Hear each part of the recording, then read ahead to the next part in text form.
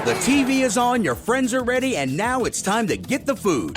Grubhub is here with your order. Don't just plan for a successful Sunday night watch party. With Grubhub, you can plan for the whole football season because Amazon Prime members get a year of Grubhub Plus for free. That means paying $0 on your deliveries from your favorite restaurants. Go all the way to the end zone with Grubhub. Download the Grubhub app today or visit goforgrubhub.com/Amazon to know more about our Amazon Prime deal. Terms apply. Your favorite podcast, Therapy for Black Girls, is celebrating 5 years of empowering conversations as we continue to make mental health and wellness accessible. In addition to weekly chats with some of your favorite mental health professionals and other experts, we've flipped through the pages of your favorite romance novels with author Tia Williams, checked in with Grammy Award-winning artist Michelle Williams, and talked hurdles in sports, motherhood, and mental health with Olympic athlete Natasha Hastings. From our team to your podcast app, join us in celebrating 5 years of the Therapy for Black Girls podcast. Check it out on the iHeartRadio app, Apple Podcasts, or wherever you get your podcasts.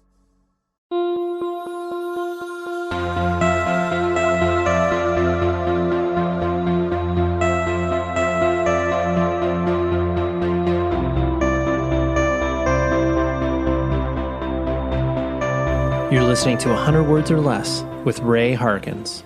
Hello, everybody. Welcome to this podcast where we are talking about independent music. Obviously, that's why you're here. That's why you were consuming this thing.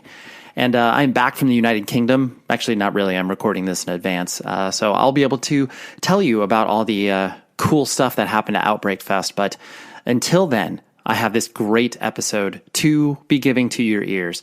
I have John Scharbach, or Scharbach. I'm not exactly sure how the sh hits, but John played in a band called Give. He also does a really cool sort of publishing company. I was going to say sort of publishing. It is a publishing company called Shining Life Zine, and they've done a lot of cool, really specific publications and zines and documentations of why this stuff is important to them. It's important to me, and that is why I wanted to have John on. Not to mention, Give was such a good band. No longer playing, no longer existing, but if you were lucky enough to catch them, I think I only saw them twice, but the last time I saw them was at Program Skate Shop here in Southern California in the beautiful city of Fullerton.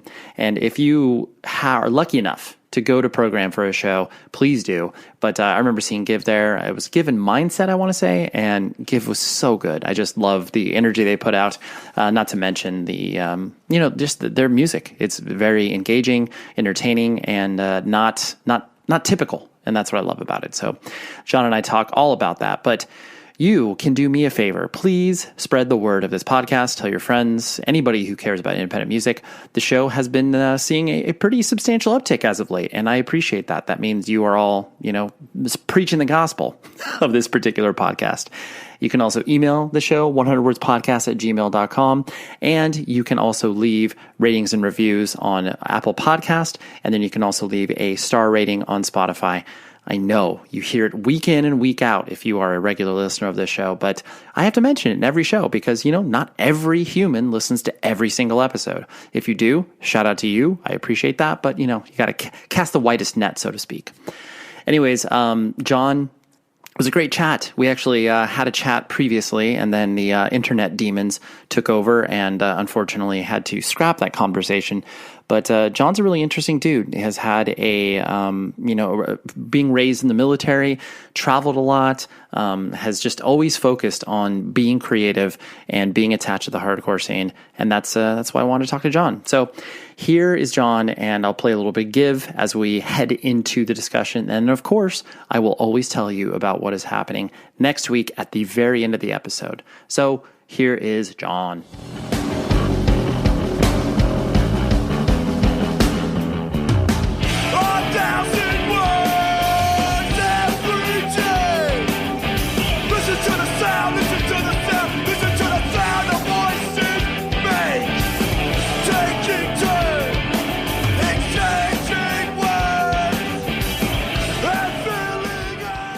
I got keyed into Give. Honestly, I can't remember the first time I saw you guys. Did you, at one point, correct me if I'm wrong, you played a Sound and Fury, right? Or no? Yeah, I think we played Sound and Fury 2010, I think. that was the first year that I was booking it, and I'm trying. It's like all those years like bleed into one. But I was trying to, yeah. Anyways, I think that was the first time I actually saw you guys, and it was one of those things where, and I'm sure a lot of people had this experience in watching Give, where it's like, it's a great, palate cleanser, for lack of a better term, when it's like, oh, a band that obviously doesn't sound like all the other bands that are playing on that particular show. Even if you are, touring with bands that have kind of a similar sonic tone or whatever. Did you get that feedback, I guess, kind of a lot, where it was like, oh yeah, like it's cool, even if I maybe didn't vibe out on what you guys were doing, to have a different sort of change of pace that was, amidst all these other bands? Yeah, I think that people definitely said that it was kind of like different than what was happening at the time, or like different than what they were used to. Or yeah, I mean, that seems like something people would have said back then. Right. Yeah. It was like, oh yes, it's nice to be able to have, something just a little bit left of center, so to speak. Yeah, for sure. And something that I really admired from you guys as well was you put out a lot of stuff. You were very prolific during the time, even though maybe internally you didn't feel like you were putting a lot out, but you had a lot of music that you were, whether it was the singles or full lengths or collections. You definitely seemed like there was a focused approach to try to release as much music as possible. Or was that just a byproduct of the fact that you were, all writing music pretty quickly? What was was that part like a hard baked into the band, or was that just kind of what you guys did? Yeah, I was so excited to do the band, and they were all writing so much. I think it just kind of happened naturally. And I'm always kind of like dueling with myself. Like, should we like release like everything, or just like release stuff and let the chips fall where they may, or be like more specific and intentional, and like, let's only like try these, like our hardest on these 5 songs and release those like the best of the best, or just like release everything and just let it, it was kind of like the release everything is kind of like the Sonic Youth approach, where they kind of just like, they feel like they just like let it all hang out. Like they write songs, and any song like makes the cut. I'm probably wrong there. They probably write way more than they release, but that's kind of in my head. It was like the Sonic Youth approach, or like the I don't know, like something else where it was very intentional. Like, we're going to release like this LP for like in 4 years, and then try our hardest on the next batch of songs. But I can't remember, honestly. I think it was just like we had songs and we liked them and we just released them. So we were really excited about the band in the beginning, of course. And just writing songs just came easily. Right. I like that articulation of the idea that you just wanted to, put everything out there, whether good, bad, in between. Didn't necessarily, I mean, it mattered, but at the same time, it was just a documentation of where the band was at that particular point. Because I do think that there are certain artists, especially within the, indie rock world, whether it was, they might be Giants or Superchunk or whatever. It's like certain bands, during a stretch of their band life, they, are releasing a record a year, and you just can't even keep up with it. You're like, what? There's another record? Like, this is wild. Yeah. Well, and then also like they'll release little tapes, or like practice sessions, or like just like offshoots, or just like other, like everything. It just seems like anytime they stepped into a place where they recorded music and they all played together, it was just like, all right, put it out there, which is, I respect. And I think that's a cool approach. I'm just always kind of like, whoa, what's better? I don't know. Right. Yeah, for sure. It is. And I think, you guys probably learned this as you kind of went along, and the different, EPs and labels you were working with and stuff, where it's like, oh, this project that we're working on seems to fit better within, doing an EP with them, as opposed to, trying to wait around for full length or whatever. Oh yeah. Well, that kind of, the way that happened was we did the first record, the Moonflower record, ourselves, just because that's how we wanted to do. We wanted to do it ourselves and kind of be in complete control, and kind of didn't want to like ask around for like people to release a record or something. And then after that record came out, we kind of, people were like, hey, if you ever want to do another record, we'd be interested. And we kind of weren't really sure, because like certain record labels have their own like feel and like look and aesthetic to them. And we kind of I especially wanted to stay in big control of our whole aesthetic and not get like lumped in with a bunch of other bands on a label.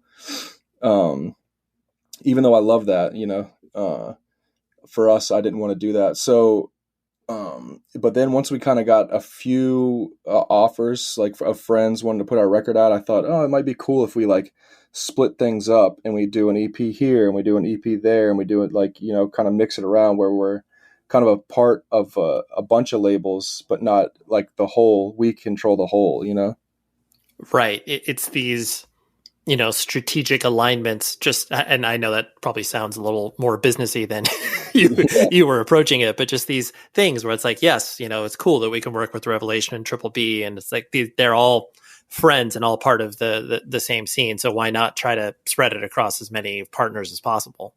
Yeah, for sure. And it was, in my head, it was kind of a little bit like Wu-Tang Clan, how they released their first LP, and then after that, each member got kind of a solo deal, and they released like little pieces here and there on different record labels. And then again, they came back to their LP and released it on their own thing. So it was just, I don't know, it's probably not comparable at all, but in my head, I kind of felt a little like that. And Wu-Tang is a huge influence. So I was like, oh, this is fucking cool. Right. Well, and I think that is cool when you are able to take these things that you see in other scenes or outside in the quote unquote real world and try to apply it towards whatever art you're creating. It's just like, oh yeah, I'm never going to be as cool as, Ghostface Killer, but like, yeah, like we'll try to model this out after this. Yeah. It was just a way in my head too, to like extend the family. Like we were just expanding the family. Like it was all kind of like, everybody was a part of Give in their own little way.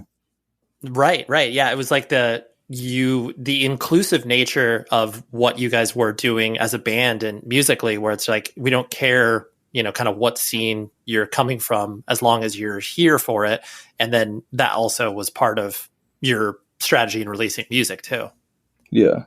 Yeah. And I think that hits on the idea too of the way that the band and you guys collectively approached it, where it did seem like you were trying to, pull different people from different scenes, whether it was, punk, hardcore, indie rock, whatever. It's like you could find a way into the band as opposed to, just being one type of hardcore band, which is fine because, that's where everybody kind of starts. But I'm guessing that's kind of what you saw as you were kind of continuing along. Yeah, I mean, it's what I hoped for. I don't know if it appeared that way. That's really cool to hear. But yeah, inclusivity was definitely a goal for me and probably everyone else in the band, and should be for most bands, I would say. But yeah, it was just, I just wanted to like kind of make everyone feel like they belonged and that they could like play a part in the band and kind of like nurture that creativity with everybody. So yeah, that's awesome. I like that. And kind of focusing on you as a person, I know that you were raised in a lot of different places as your father was in the military, right? And you moved around a lot. That's correct. Yeah. Yeah. And so most of your upbringing was, kind of jumping around from base to base. Like, were you guys actually living on the bases, or were you kind of, off base, so to speak? I think we moved around about every 3 to 4 years, and we lived on the base. Every single place we lived, except for the last one before my father retired, was in North Carolina. We lived off base because there wasn't enough room on base or something. Like, I can't remember exactly. Right. And from my admittedly limited knowledge of, life on the base, like it's pretty insular in regards to, you're probably just interacting with other kids of, the military families and stuff like that. And you don't really, I guess, live off the base too much, or is that incorrect? No, I mean, but as a kid, I wasn't even aware of that. Like, oh, we're completely isolated to just these, like, are there other kids out there? It was just like, the kids in my neighborhood are awesome. We play video games and ride bikes, and like, it's great. I wasn't like yearning for anything, or I didn't felt like trapped or isolated or anything like that. But yeah, I mean, you kind of just stick to your local neighborhood. Right. And as you kind of started to see these different cities as you were bouncing around, was that difficult to, I guess, make friends and sort of integrate yourselves within these different communities as you were bouncing around? Or was it sort of a consistent experience because everybody else was, part of that same thing as well, traveling between towns? Yeah, that's a good question. I think there was a lot of times where I would meet a lot of other people that weren't from like military children, but I loved moving around. I loved being the new kid all the time. It was always like exciting for me. Like I know the common like cliche is like, you don't want to move schools, you hate moving away, leaving your friends, but I was always really excited to go to a new school and like be the new kid. Sure. I guess there is that allure of, it's like, oh, hey, who's this new kid coming in? Like, John, like, where's he from? Like, oh, wow, he's lived in 3 different cities. Like, you can always sort of, reinvent yourself in a way. Yeah, I never thought of it like as a reinventing myself, but I was just always excited to meet new kids and like see like what they were into, like what video games we could play together. And I don't know. Yeah, no, that's true. That's a good point. Where in your family structure, like I presume your mom was at home taking care of you. And did you have any siblings? Yeah, one younger brother. Okay. And were you finding yourself attracted to sports, arts, like, as you were, going to junior high and high school and stuff like that, where you could actually have some sort of choice and autonomy? What were you doing? Yeah, I mean, sports, like throughout childhood, grew up playing sports. And then around middle school is kind of when I got into skateboarding and everything changed. And yeah, I don't even know if I would say I got into arts. I just got into being a skateboarder, really, and just kind of just like fucking off. Can you curse in here? Sorry if not. Oh, no, absolutely. For sure. Express yourself. Yeah. Yeah. And as you got into skateboarding, like who actually, I guess gave you that first sort of opportunity to be like, oh, this is what skateboarding is. And, here's your first deck and that sort of stuff. That was definitely in middle school. I think like 5th or 6th grade. I was living in Tennessee at the time, and this kid, like a new kid, came to school, and he was from California, and it was like a big deal around the school. Everyone's like, "Hey, this new kid, he's from California. Like California is such an exotic place," and everyone's like really excited. And he was like a skateboarder. He dressed like completely different than everybody. He had like etnies on and like baggy clothes, like probably blind jeans or something, and like an Alien Workshop shirt or something, and like kind of longer hair. And everyone was really excited. And I was like, yeah, this kid, I want to be his friend. Like I want to meet him and talk to him. And he gave me a CCS catalog. And like, that was the end of sports for me. Right. I always love those evolutions that you go through as a kid where it's like, even though you've got pretty much nothing but time as a kid, you really have to pick your lane and be like, oh yeah, that stuff that I was doing before, I don't have any time for that anymore because all I want to do is this. It's so cool.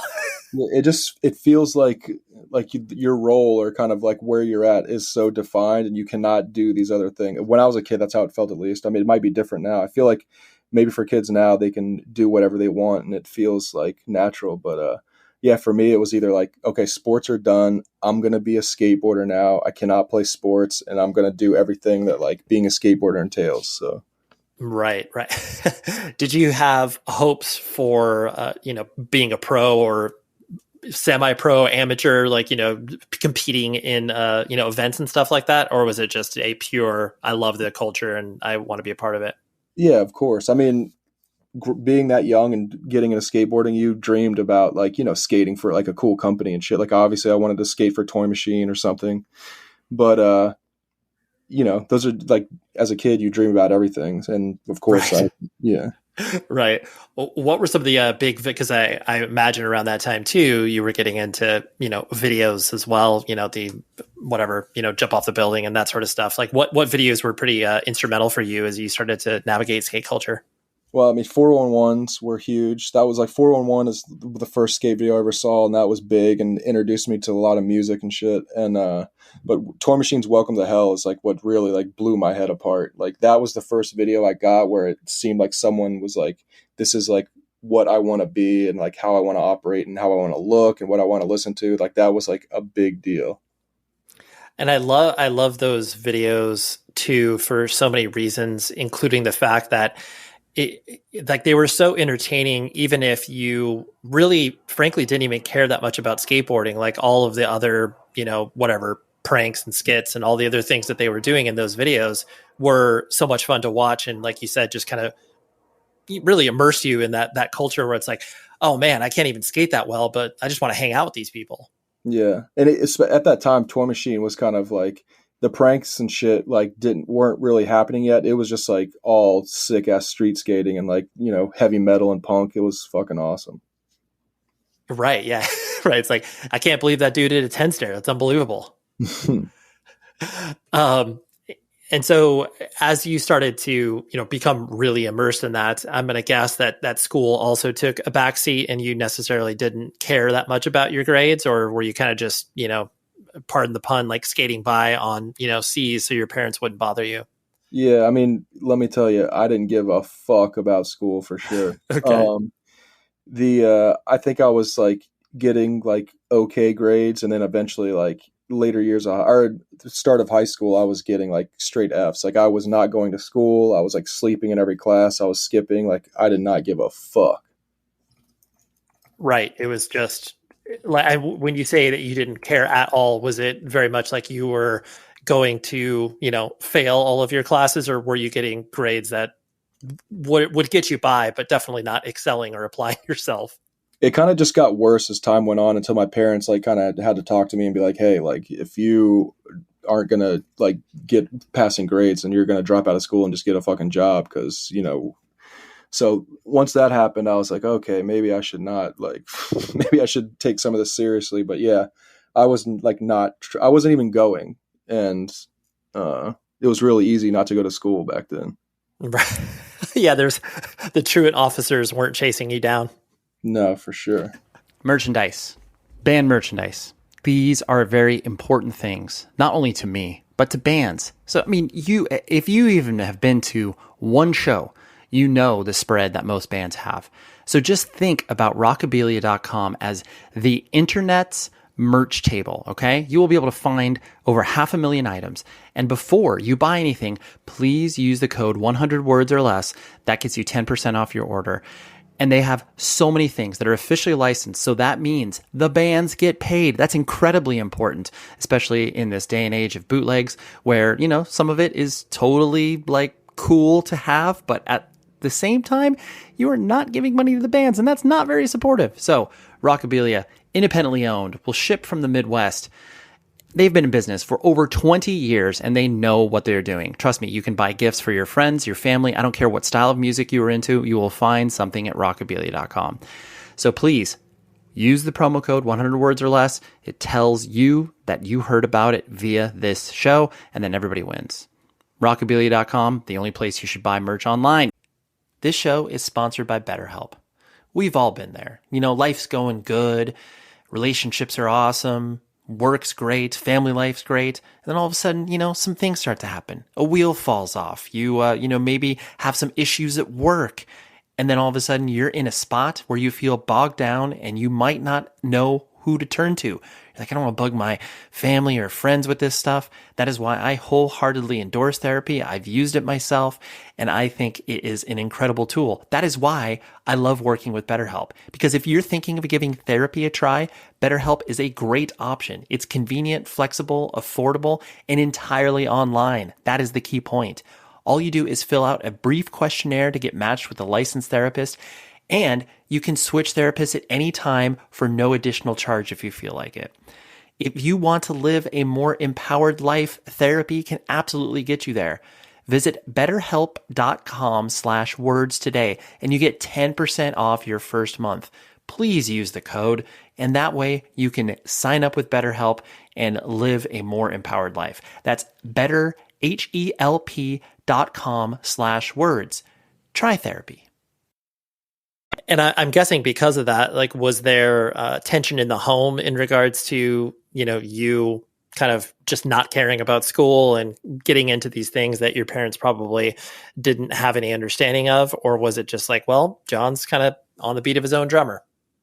Yeah, I mean, I think for sure they were really confused about like what I was doing, because I didn't seem to be like care about the future at all. And my dad was away a lot, you know, because he was in the Air Force at the time, and so he was like TDY overseas a lot, and I don't know. Yeah, there was like tension, I guess, but it was kind of more just like, what the hell are you doing? Like, you need to fucking get serious, or you're gonna like be in trouble. Right. Yeah, you got to shape up or literally ship out. Yeah. Was that a, I guess, threat of the idea that, I mean, because clearly being attached to the military, there's always that idea of, you know, boarding school and we'll send you off to, you know, military camp and that sort of stuff. Was that a threat ever imposed on you? No, that specifically, no. It was more just like, you're going to be grounded, or like, we're just going to like get you out of school and you're just going to work. I can't really remember the conversations. Maybe they were more hands off. I don't remember, but I was definitely not doing well in school for a long time. Right, right. And was your brother getting into the same stuff, or were you guys on kind of separate wavelengths? No, he's 5 years younger, so he's a little kind of like he's removed more. And this was funny. I was talking to my parents recently about it. I feel like my brother never got in trouble one fucking time, like ever. And he like I was the one, like I was the one that went through the wall and everything. Like, I'm the like insane kid, and he's married and he has kids, and I'm kind of just still floating around, like not thinking about the future. So he kind of, once he got married and had kids, he took that pressure off me. So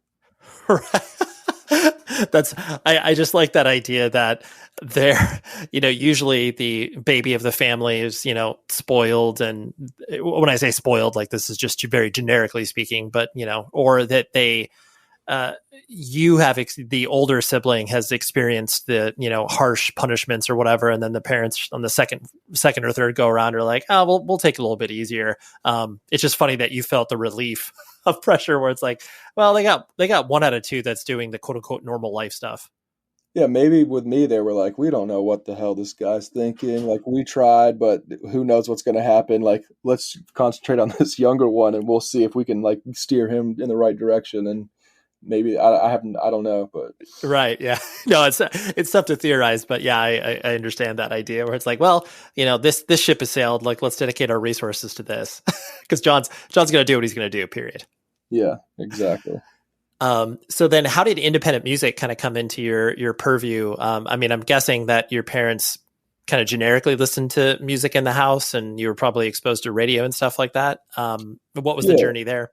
I mean, the radio was big when I was a kid. Like, we would, my parents were from Tennessee, so wherever we were at, we would always drive home for holidays. And I remember in the car, like in the late 80s, it was always like, we listened to like, you know, top 40 on the radio, and all that stuff was like, I really liked it. And like, I liked music. I think my first cassette tape I ever owned, I got for my birthday when I was like 6, was Billy Joel Stormfront. And then after, like, you know, kind of normal music like stuff throughout my life, and then like skate videos is when it really like changed with Welcome to Hell, like Misfits during Mike Maldonado's part, the London Dungeon. Mm-hmm. I got obsessed with the Misfits. I got into punk, and then got into metal, and then eventually into hardcore, and you know, now we're here. So right.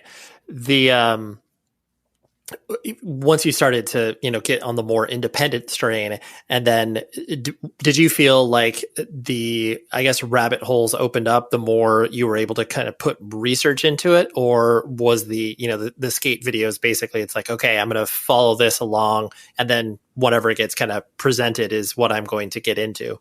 Yeah, of course. Like, having friends kind of point the way, and like getting into hardcore, and like knowing that there's a scene, there's bands playing locally, like you can be a part of this, you could be in a band potentially, like all that shit was like kind of really like rocked my world. I had a friend that I skated with, and one day he came to school and he brought a cassette tape by this band High Point. We were living in North Carolina at the time, and he like told me like, this is my friend's band, like they play shows around here, like you should come to them.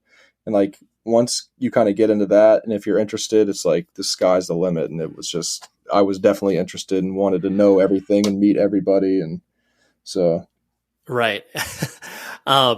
What other, once you started to dive deeper with your friends and everything like that, what kind of attracted you to those different type of bands? Like, did you, was it the more like energetic, faster bands? Because, everyone kind of gravitates towards certain things, whether it's the heaviest thing or whatever. Did you notice a trend as you were kind of figuring that out? Of course. Yeah. The thing that attracted me right away was fucking youth crew music, like straight edge hardcore. And this was like in 97. So this is like the height of kind of like the revival type bands, that era with like 10-Yard Fight and Floor Punch, Hands Tied. So like all that stuff like did a big number on me, which like I'll never get over. And it was like I would just look for albums, like records or CDs that had like a collegiate font, a live photo of dudes like looking cool, finger pointing with X's, and then the title of the record. Like if a record had that, then it's like, okay, yes, I'm buying this. I'm going to be into it. Like it's going to be great. Right. Yeah. You're like, this has already been pre-vetted for me. I'm into it. Yeah.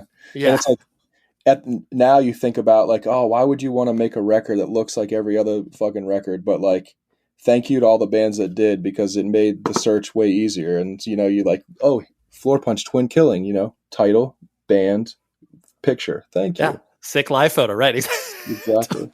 Totally. Collegiate font. Like it is cool when you start to notice those trends, because like you said, it makes it easier for you to identify bands that you'll probably be into, but then it also makes it easier for you to kind of be able to, appropriately classify bands and genres, and then be able to understand how that reflects across other music and everything like that. Yeah.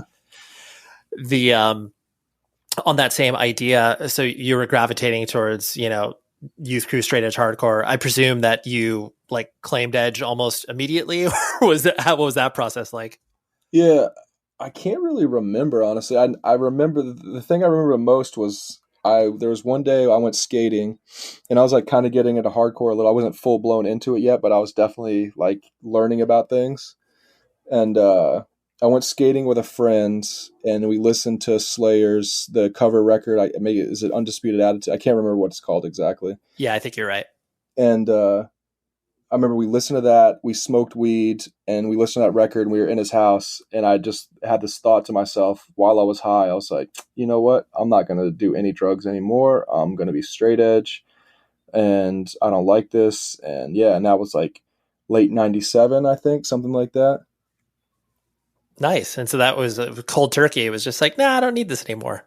Yeah. Yeah. Did you, I guess, was it difficult to kind of go away from that, or was it very sort of like, yeah, that's not even part of who I am anymore? Like, whether it was drinking or doing drugs or anything like that. No, I mean, I dabbled in drugs a little bit, drinking here and there, but I never really liked it. And like once like I found straight edge, especially like you get into like Hands Tied or Floor Punch or something, it's like so like monumental. You're like, I want to look like these guys, and I want to like believe in exactly what they like. It makes sense to me that, and like doing drugs kind of never felt like completely right. So right. It was an easy transition. I mean, at that time, like everyone's like at that age, you're like looking for like where you fit in. And like when I saw and felt all that, I was like, oh, this is where I fit in. Right. You're like, oh, this speaks to me. This is who I am. Yeah. It's like, obviously doing drugs sucks, and everyone knows that. And then you see like some dude looks sick as fuck in a shirt over a hoodie with an X hand. You're like, okay, cool. He's straight edge and he looks sick. Like, okay, this is exactly what I want to do. Totally. Did you ever, have those experiences where you were trying to explain straight edge to civilians? I mean, this could even be obviously in your life now. How do you, is that entertaining to have those experiences? No, I probably, as a kid, I probably had those like conversations, but I can't even remember it. Like now I haven't talked to anybody about like not doing, like, it's just, he's like, oh, I don't drink. Like it doesn't, I don't know if that for like other people, this is like a problem or a big conversation, but it's not even a thought or like a conversation in my life. It's just like, I don't drink, or I don't want that. And like, whatever, it's not, doesn't go further than that. Right. Yeah. I think that most people that press on the question are just like, wait, so you don't drink like at all? Like it's kind of just a sort of follow up of like, oh, I don't drink. And it's like, are you recovering alcoholic, or are you super Christian? It's like those little ways that people kind of commonly think of, like, "Wait, you don't drink at all? That's weird." So Yeah, no one, honestly, I can't think of a situation where someone's like followed up with anything like right, that, or like wanted to know more. So totally. Well, that's good. That's good. The so I'm gonna guess, like, as you started to probably be able to go to shows, was maybe a little bit later in regards to just being able to kind of quote unquote go off the base, or just like where you were living, you probably didn't have access to shows as readily as other people did. yeah, in North Carolina, they were few and far between. I think we would drive to Raleigh sometimes to go to shows, and like Chapel Hill and like other places, like bigger cities in North Carolina. And there's also stuff happening in Fayetteville where we lived, but it wasn't like it didn't happen all the time. So when it did happen, it was like the greatest thing ever. And you like plan for it weeks in advance, and lay out your fucking clothes and like whatever. So, yeah, it was cool. It was exciting. Like I think being in in the South for sure, like being in a smaller scene, kind of appreciating every band and like every show you get is like a cool experience. Sure. What were some of those early shows that kind of blew your lid off, so to speak, of whether it was, I mean, the band didn't even need to be like good or notable, but just like, wow, I can't believe I got to witness that. Yeah, we drove to the to Greenville, North Carolina a lot. They had a venue called Backdoor Skate Park, and we went to a lot of shows there, like Reinforced and Until Today from North Carolina. Once I fell in with those guys, it was really awesome. And we saw Time Flies a ton at Backdoor Skate Park, and like Time Flies is a very like important band for me. I think probably I mean they're awesome, but I think because I saw them so many times at Backdoor, and real early, like we drove up to Boston to go to 10 Yard Fight's last show in October 17th, 1999, obviously Edge Day. And like that was a humongous deal. The band Esteem from Florida like played North Carolina, it seemed, often, so that was cool. Main Strike and Committed did a tour in 99, and they came through Fayetteville, and that was huge. Like I loved Committed and Main Strike. Yeah. And we talk about that tour often because the next day they played at University of Maryland, and that was like a really big show for a lot of my friends here. That like, and Gene that played drums in Give, he booked that show, and it's kind of just like a cool thing. Like, hey, I think he actually drove down to the Fayetteville show too. He said, I can't. That might be right. But, Nice. But that tour was just kind of like a cool thing. Sure.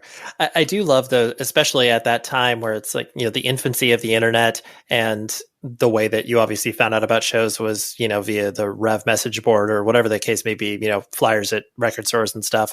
It did feel like when a band of that nature came through, even if they weren't quote unquote, big, it was still just like an event in and of itself, where it's like, oh dude, I can't believe that this, whether it's like, I mean, Ensign was huge out here in California, but it's just like, they like, whenever they would come through, it would be such a, anticipated event, like what you're talking about. Well, it was crazy to me because we would go to these shows in North Carolina, and they were like, 50 people, 100 if you're lucky, for like a bigger band when like Bane would come through or something. But we went to this 10 Yard Fight last show. We're driving up to Boston, going to a bigger city. Like I've never been to Boston before. And there was like so many people at the show. Like it was like all these old photos that you see where you could like stage dive endlessly onto a crowd of people. It was like that. It was just, so in my head, I was like, oh, okay, this is like how shows are in big cities. Like it's just like fucking hundreds of people, and you can stage dive to your heart's content. We drove up to DC a few times, and there was like some shows at St. Andrew's Church and like St. Stephen's that we went to that were kind of like the same deal, where like hundreds of people were at, and like we saw all these big bands. It was just great. And it was just like, okay, where we're from, the shows are smaller. Like we love our scene, but this is how it is in bigger cities. Right. You could compare and contrast and understand it better. Yeah. When so as you were kind of soaking all this in, did you immediately want to play in bands, or was it something that you kind of had to warm up to? Oh no, of course I wanted to be in a band right away. Right. once I realized that you can do it, like, oh, you can be in a band and like play a show, and it's like kind of easy if you try. I definitely wanted to do it right away. Sure. And did you always want to sing, or did you play guitar or try anything else?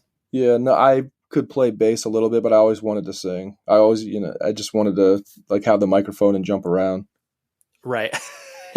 I love these simple impulses that you have where it's just like, oh, this would be cool to like try this out. It's like, dog, I just want to X my hands and do a toe touch, Totally. You're like, whether or not I can actually accomplish it, I got to try it though.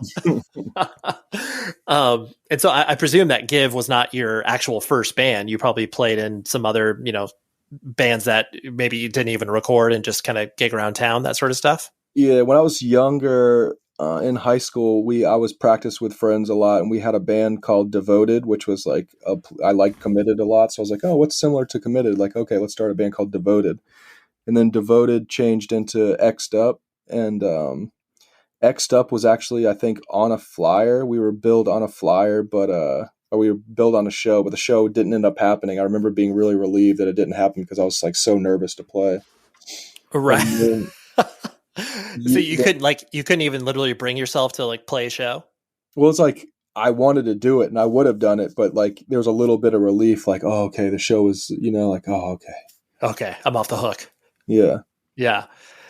Was there, I guess because of that, was there a nervousness to, get up in front of people and like do the thing, even though you wanted to do that? Of course. I mean, there was always a little bit of stage fright, but you wanted to do it so bad, you're going to deal with it, So, I mean, there was like a few years later, I was in a band then called Breakthrough, and that's like the first like band that I was in that like recorded something and played shows and stuff. Right. Did you like recording with that band, and then I guess kind of in general with Give? Do you like recording? Yeah, recording was fun. More so like doing vocals was always like frustrating because I'm not good at it, and like I don't like the way my voice sounds, so it was kind of always a struggle to kind of like hit this perfect balance. And I'm sure everyone else in Give can talk about how big of like a drama queen I am or whatever, but yeah, it was fun, but also like frustrating. Sure, because I'm sure maybe some of that was you had a picture of what you wanted to sound like in your head, but it was difficult to actually execute that based on whatever limitations existed within that. Yeah, of course, like the classic scenario. Right. And I mean, it's difficult. I don't care how seasoned of a person you are within the context of recording in a studio. It is a sterile environment, and trying to get energy in a room like that is difficult. And especially when you're, yelling into a microphone and people are like, hey, John, what did you say there? Did you say cat's butt there? And you're like, oh gosh, no, I did not say that. Yeah. It was interesting times, but I was so excited to do it, especially like in the beginning, that I didn't care. So BetMGM, an authorized gaming partner of the NBA, welcomes basketball fans with a slam dunk offer. Simply place a $10 moneyline wager on any game. If either team hits a three-pointer, you'll automatically receive $200 in bonus bets. Just use bonus code JERSEY200 when you place your bet. Enjoy this NBA season like never before with a variety of parlay selection features, player props, and the best daily promotions in the business. Download the app or go to BetMGM.com and use bonus code JERSEY200 to win $200 in bonus bets if either team hits a three-pointer in the game you wager on. Visit BetMGM.com for terms and conditions. Must be 21 years of age or older to wager. New Jersey only. New customer offer. All promotions are subject to qualification and eligibility requirements. First online real money wager only. Rewards issued as non-withdrawable bonus bets. Bonus bets expire 7 days from issuance. Gambling problem? Call 1-800-GAMBLER. Hey, y'all. This is Dr. Joy Harden Bradford, host of the award-winning weekly podcast Therapy for Black Girls.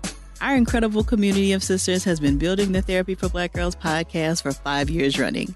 And over that time, we've published over 250 episodes and gained over 18 million podcast downloads. During this time, we've tackled the stigma surrounding mental health and shared conversations to help us all understand ourselves and others a little better.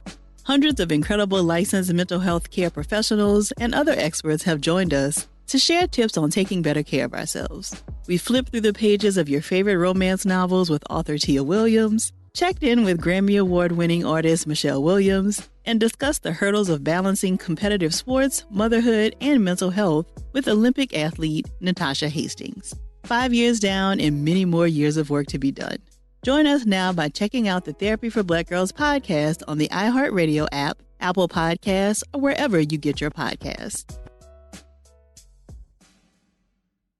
As you were, playing shows and experiencing all this, like you said, you weren't really operating off of the idea that you were going to, get a career and do the things that, people do as they move through their lives from a sort of typical life path scenario. Is that correct? Or were you basically just operating mostly off of instinct and that was kind of your guiding principle? Yeah, no, I mean, I'm a hardcore kid and I never thought of being in a band as a way to like have a career or make money or something. I just wanted to be in a band because music was cool and like support your local scene and stuff. Yeah, I never had like ideas that it would go beyond that. Like maybe we would get to play like a big show, like that would be fun. But yeah, it was never something that I thought would be long term. Right. That was basically just the ability for you to travel and maybe see different parts of the country and world. Yeah, I just wanted to play cool shows. Like I feel like that, like any hardcore kids, like that's their main dream is like, yo, I want to play a good show. Like that's all I wanted to do was play a good show where everyone was like psyched and having a good time. Right. When did you feel like you kind of accomplished that? Like, when did you feel that people were paying attention to, most notably Give, because obviously that was your most, prolific and longest active band. When did you feel like people kind of started to pay attention to what you were doing? Good question. I don't even know if they ever did. I mean, definitely people liked Give, but I think like the most important thing was like when my friends would be like, hey, this is cool. Or like, anytime my friends kind of showed support or recognition, that's what like meant the most to me. Or especially like in DC when it felt like we were kind of like appreciated in DC. And that was like the best feeling because I mean, your local scene is like the most important. So that was just a cool, and I can't give like a specific time or moment when that happened for me. Mm-hmm. But just like anytime someone from DC or a friend, like a close friend, would like express appreciation, like that was really cool for me. Right. And because the way that Give presented yourselves in regards to, I mean, there's no interview that you have ever done where people don't mention the fact that it's like, oh, Give has flowers. Like, that's crazy, So, and that was a clear delineation that you were trying to embody with the fact that Give didn't sound like a lot of bands that maybe were existing at the time. And then there was also a visual component. Was that basically just be like, I really wanted to kind of hit that point home of having this, band that didn't sound like all the other bands. And then on top of it, artwork that was really kind of distinct and not quote unquote traditional, as it were. Yeah. I mean, it's funny now, obviously like Give is remembered or thought of maybe as like, hey, that's like the band with flowers, or like, especially when we were around, let's go, that's the flower band. But it wasn't like planned out. It just kind of happened organically. Like the first record, I had the idea to do like the letters and the flowers, and like kind of then I had the idea for the logo that our friend Luiso kind of drew up for us. And after that, flowers kind of became a recurring motif, and I tried to build off that with like future stuff aesthetically and like with visuals. And yeah. It's even hard for me to remember what I was like pushing back on at the time, what was happening, but it was definitely like a reaction to everything. But we were also just kind of like playing music and writing stuff that we liked at the time. So it all kind of came together and ended up as what you know of as Give. So Sure. What would you say in regards to touring? And like you said, with you traveling around a lot as a kid, moving from city to city, I'm guessing that touring fit your lifestyle pretty well and you enjoyed that aspect, or did touring ever become kind of a grind for you? Oh yeah, no, touring was always something I really wanted to do too, because obviously given going back to in high school, like I didn't think about the future. So touring was kind of a way to just like be busy, get out there, see things, meet people. And like, I didn't have to like plan for something like, oh, I got to be home and like, I got to make this much money and have this job and do this. Like touring was like, yo, let's just go and get out there and I'll worry about like real life shit when I get home. Plus when I was in Give, like that band was like my whole life, like every like creative thought, like went in. Anytime I had a creative thought, it went into give. Like I existed to do that band, and because I'd been waiting for like 3 years while I was in the Air Force to get out of the Air Force and come up here and do that band. So like the whole time the give existed, it was like my complete focal point for sure. Right. Yeah. You just couldn't wait. And speaking of that deployment, so you were in the Air Force for 3 years, you said, or was that longer? 6 years. 6 years. Yeah. Was that, like, I guess a very simple question, like, how was that process? Was it, difficult? Was it kind of just obviously a job as what a quote unquote civilian would encounter, or what was your vibe there? Yeah, I mean, obviously I did bad in high school, so I wasn't going to go to college. And even if I want to go to college, my parents weren't going to pay for it. So I was like, well, I'll just do what I know, and that is join the Air Force. So I joined the Air Force, and my first year, I knew I made a mistake. Like I wasn't into it to begin with, but or before I even went in, I wasn't into it. But especially when I was in, I was like, I'm not into this. And it was kind of just like waiting to get out. And the last like 3 or 4 years, I had plans to do a band here in DC with people, which became Give. So it was kind of just like waiting to get out. And I don't know if I regret it, but I definitely, if I could go back, I wouldn't have joined the Air Force. Right. Right. And did you feel like you could, I guess, stay connected to, I mean, not like a scene, because clearly there's not much time for you to be able to go to shows while you're, either out of the country or, on active duty. How did you kind of, I guess, stay connected like that? Well, they're actually, I mean, while I was on active duty and like I lived in the United States in Mississippi, Biloxi, Mississippi, it's just like any other job. It was a 9 to 5 kind of thing, but I tried to go to shows in Mississippi and New Orleans and stuff like that, but I just didn't really like find too much. And so I would like take buses and planes up to the East Coast to go to shows like all the time and go on little tours and weekends. So yeah, I can't remember what your original question was. No, I was just saying like how you stayed connected to kind of music. Exactly. I would come up to the East Coast all the time, like all the time. Got it. Because I know, I mean, there's a common conception of people in the military listening to, pretty, aggressive butt rock music or whatever. Like, was there anybody that you met in your time in the Air Force that had any inkling of what you were talking about as far as music was concerned? No, definitely no one listened to hardcore that I met while I was in the Air Force, but it didn't matter. Like I liked so many other types of music that we all like bonded over that, or like any other like type of thing, like sports or like poker or, rap music or whatever. Just there was enough to kind of like keep me connected and relate to other people that I could like take the trips up to the East Coast and see all my friends and go to hardcore shows and stuff. Right. You do seem like the type of person that can kind of, blend into different groups of friends and different types of people just based on your varied interests and kind of, maybe just the fact that you are, at least in my impression, a pretty easygoing person. Do you find that to be accurate, or am I off base? I think that's accurate. Yeah. But plus it's also a thing, like I don't want to just sit at home. So I might as well like meet people, learn new things, and try to like appreciate what they're into and like, do it together.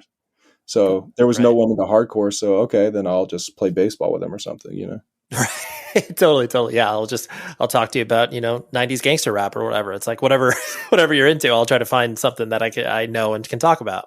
Yeah. Yeah. And it kind of along that sort of varied interest side, because I know that you have like your musical taste is pretty diverse in regards to other interviews and just kind of what you're bringing to the table in regards to your influences. What do you kind of attribute that to? Was it just you were always looking for interesting music and you always wanted to follow those different paths? Or was that because a lot of people were exposing you to a lot of different things, or is it a mixture of both? Yeah, I think it's both. I also like I work at Joint Custody, and everyone there is like such huge music appreciators. So it's like kind of easy for me to feel like, man, I don't know a fucking thing about music, like coming from like a record store background. But yeah, just always interested, and I got people around me that constantly recommend music, like, now. That's really cool. And I don't know. It's always just fun finding new things. Yeah.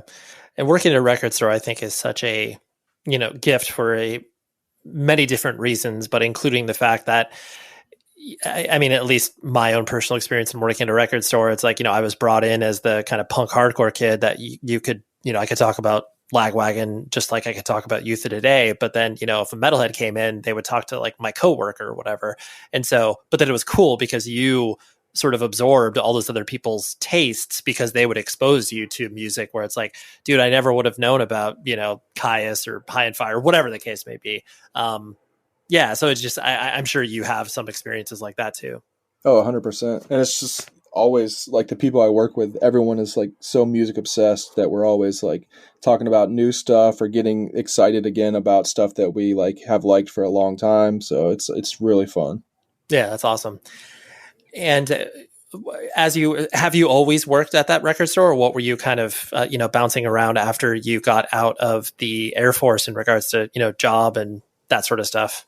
Yeah, when I got out of the Air Force, I moved here and I had a lot of money saved up. So I stupidly did not work for a while and all that money went away. Sure. But the drummer of Give, Gene, who owns joint custody with James, his parents own a guitar like business called Angela Instruments, and it's like this mail order business they've had for a really long time. And I got a job there. He was lucky enough him and his parents I was lucky enough for them to hire me, and I worked there for most of the time that I was in Give. And then in the military, I had money for school, so I went to college for like the last like 3 years that I was in Give, so like full time. Oh, nice. What did you study there? Art. Okay, cool. Do you, forgive my ignorance, but do you actually study a specific discipline, or is it just kind of a catch-all art? It was kind of a catch-all thing, like art history, like tons of different mediums, like screen printing, painting, like tons of stuff. That's cool. That's cool. Yeah. And I know that directly applies to a lot of the things that you have been doing in regards to. I know a lot of people paid attention to what you were doing in regards to, art and installations and stuff with the, Turnstile Tiny Desk NPR thing, where it was like, what is all these stuffed like, this is just so weird and out there, but so cool and a very good vibe. Did you notice a lot of people, I guess, not only paying attention to that because the band, is really good and obviously has a lot of heat on them. Did you notice people paying attention to what you kind of did from an installation perspective? Not really. I mean, obviously, I guess people would make comments on the internet and stuff, but I didn't see like too many things. But it was more, again, like if my friends were psyched on it, that made me feel really good. And like a lot of my friends like expressed like appreciation for it. So that was really, really cool. And it was obviously like just Turnstile asking me to do it was really, really cool. Yeah, that's awesome. And especially too, because you could present the band in a way that, they hadn't been presented before, not only musically, but then just the fact that when is the next time they're going to be able to play in front of a bunch of stuffed animals? Yeah. Yeah. And I know that you have, a large devotion for, DC and the music scene. And I know that you have done, kind of specific art installations and stuff like that across the city. What have you, I guess, gotten out of those experiences and those, installations? Because especially when you're talking about, museums and art, like there's a large swath of people that do not interact with any of those things on a regular basis. So what do you get out of it besides just the simple satisfaction of being able to create? For one, it's just cool to look at. And two, it's kind of like booking a show, I guess. It's just another excuse to get a lot of people in a room hanging out and interacting. Like that's kind of like the main point is just, I just want to get people together, especially my friends, and hang out with them and like talk to people and exchange ideas and whatnot. And so doing an art installation, especially like putting a room together or like an exhibit or whatnot, it's just another way to get people into a room hanging out. So I really like that idea of the collected spaces that you can get people in and all whether they're looking at one thing or looking at many things, but just that shared experience that I think so many people don't like think is important to their life until they experience it again, whether it's like going to a movie or whatever. It's just like, oh yeah, like this is important. I just maybe I should do it more or whatever. I'm sure you've seen that kind of reaction and experience that people have articulated to you. Yeah. I mean, obviously there's like the impulse to just create something that is there, but yeah, at the end of the day, it's all just excuses to interact with people, which is like the best thing in life. So. And on that topic, the idea of, being an introvert versus an extrovert, you seem like you do have that desire to, connect with people and meet new people and have those new experiences. Was that always part of you, or was that something that has developed even more acutely over time? I think it's probably something that I've become aware of as I've gotten older. Like when I was younger, I mean, it's probably always there, but as I've gotten older, I've become more aware of how important it is to me. Right. That like feels like it gives you life. Yeah. And do you have to kind of swing the opposite direction of being like, okay, I've I've interacted too much with the world and I kind of got to, retreat and listen to records in my room? Oh, of course. I mean, obviously, like social exhaustion is a real thing. And, a lot of times you just need to kind of chill and listen to Handstand in your room alone. So right. You mean like what you were doing before I called you? Yeah. And the last thing I wanted to ask about was the work that you've done with the Shining Life Zine and the different publications that you've put out in regards to that. There is a very specific lens that you are viewing these things through, obviously within the hardcore punk world, but also just the idea of the specificity of what you're doing, where it's like, bold summer tour journal and that sort of stuff. Is the idea that you want to be as specific as kind of humanly possible based off of your interests, because that's just like a cool vibe and that's kind of the mission statement? Or is that just basically you wanting to bring these things to the world?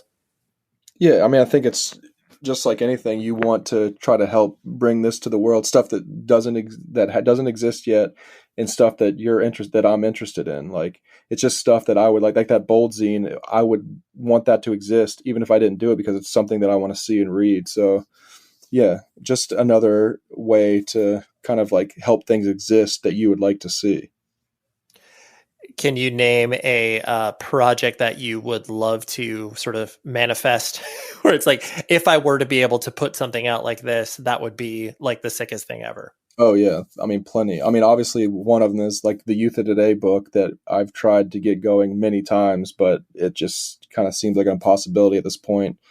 It was close for a while there, but Boiling Point, like fanzine anthology would be great. I really want to do something like a really like thick book about like San Diego hardcore scene would be great. Memphis, like its music history, like punk and hardcore specifically from Memphis and Tennessee would be really awesome to do. Those are kind of the things that I think about the most. Yeah, no, that's really cool. Because then I do think that there is that hunger, especially for whether it's scenes or things that get, either short shrift or overlooked. And I think hardcore in general, while yes, there are, sort of mass media pieces of art that have been created around it, whether it's the American Hardcore documentary or whatever, there's so many, specific scenes like you've highlighted where it's like most people don't think of Memphis as a hotbed, but it's just like, oh yeah, there's a lot of stuff that happened there. And it's like, you could easily trace a straight line from, Lucero to Raid. Like that's a real thing. Yeah. I think it's just cool to see how scenes and how people interact with each other. Like just recently, Gene and I we drove to Louisville to kind of do research for this article that we're going to write for Demystification magazine. And we were just like fans and interested in the Louisville hardcore scene, and we kind of wanted to go there to talk to certain people, and it was just really cool to see. It's just always fun to see how a scene interacts with each other, like the dynamics between people, and like what bands are popular, like what bands get swept under the rugs. Like, I don't know, it's cool.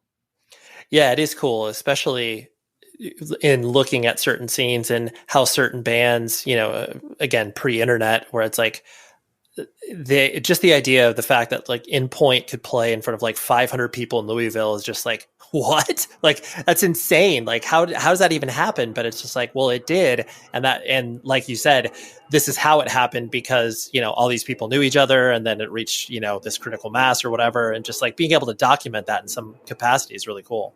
Yeah, agree.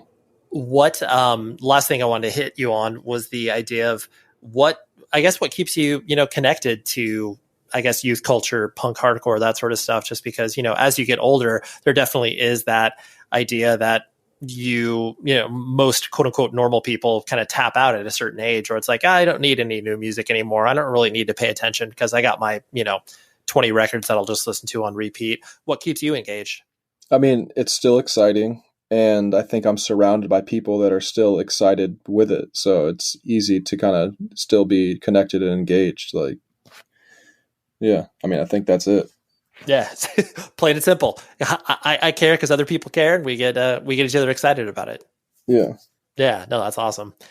Well, John, thanks for hanging out and letting me ping pong around your brain. I appreciate it. Yeah, thank you so much, man.